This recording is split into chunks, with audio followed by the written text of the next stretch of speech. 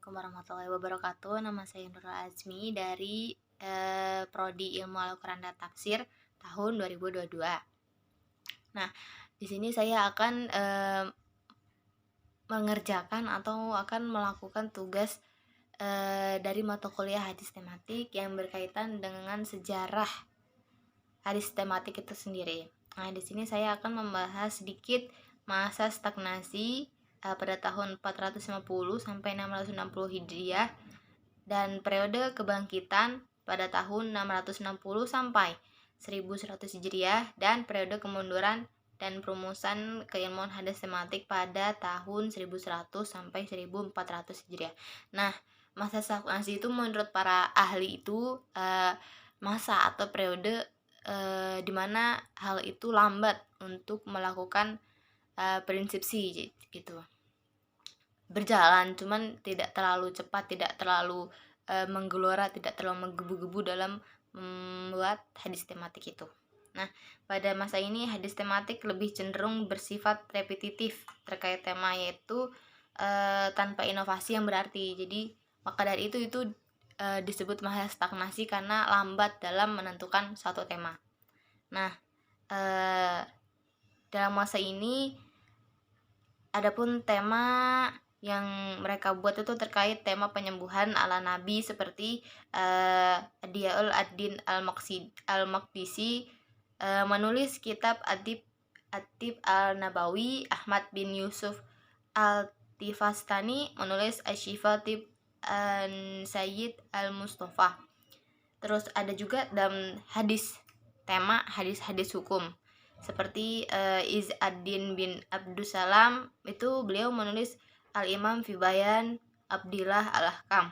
Lalu dalam tema keutamaan, anjuran dan larangan dalam Islam, pendidikan, huru-hara atau fitnah dan sebagainya, ditulis oleh Ahmad bin Abdul Wahid Al-Maqdisi dengan judul Fadlu Al-Jihad wal Al-Mujahidin.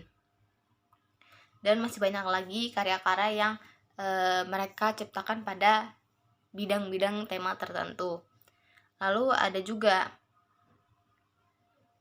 periode pada tahun 600 hingga 1100 Hijriah, itu disebut dengan masa kebangkitan. Nah, di sini mulai karya besar dalam bidang hadis itu kembali menggelora, kembali menggebu-gebu. Mereka kembali menemukan ide, kembali menemukan gagasan untuk menentukan suatu tema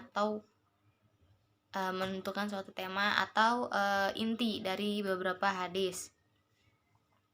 Salah satunya tema hukum Islam itu Al-Hadis Al-Ahkam, doa dan zikir itu Al-Adiyah wal Azkar, keutamaan ada Al-Fadail, anjuran dan larangan dalam Islam, ada Al-Targhib wal At-Tarhib, tanda-tanda kiamat, Asyrat As-So'ah, penyembuhan ala Nabi, Atib An-Nabawi dan sebagainya.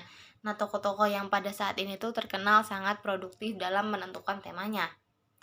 Di antaranya yaitu ada pada masa ini ada Ibnu Taimiyah, Ibnu Katsir, Ibnu Hajar Al-Asqalani dan Asyuyuti. Jadi mereka juga menentukan tema hadis-hadis hukum, terus tema hadis doa dan zikir, lalu tema-tema keutamaan dan penyembuhan juga, serta anjuran dan larangan dalam agama. Nah,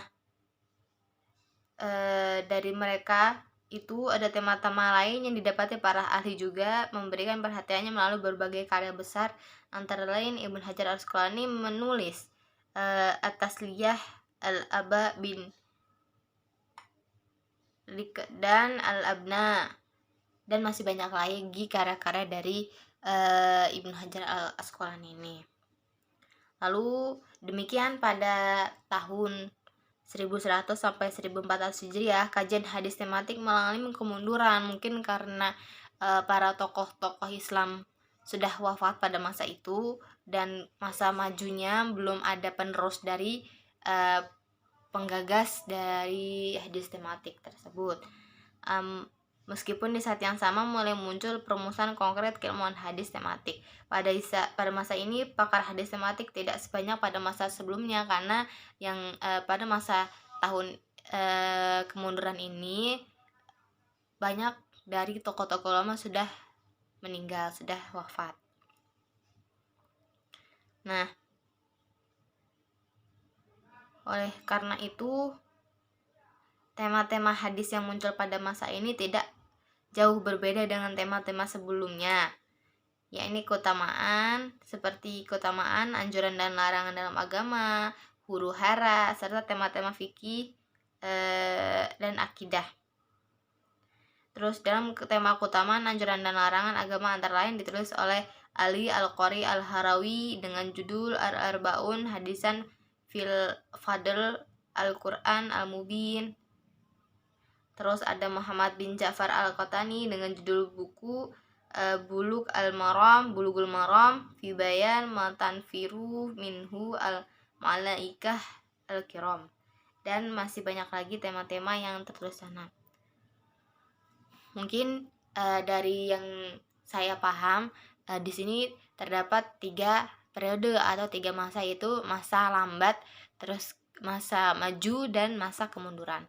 Nah, dari sini pada masa stagnasi itu atau masa lambat, mereka baru merumuskan, dan belum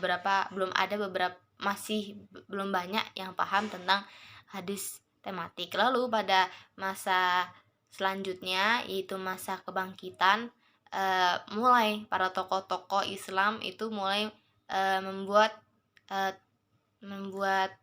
tema dari suatu bidang, lalu mereka membuat kitab. Nah, dari situ beberapa tahun kemudian, pada periode kemunduran, para tokoh-tokoh Islam yang tadi ikut membuat hadis tematik sudah wafat atau sudah meninggal, sehingga hanya karyanya yang tersisa, lalu dilanjutkan pada masa kemunduran, dan itu tidak jauh berbeda. Sekian dari saya. Wabillahi taufiq wal hidayah. Wassalamualaikum warahmatullahi wabarakatuh.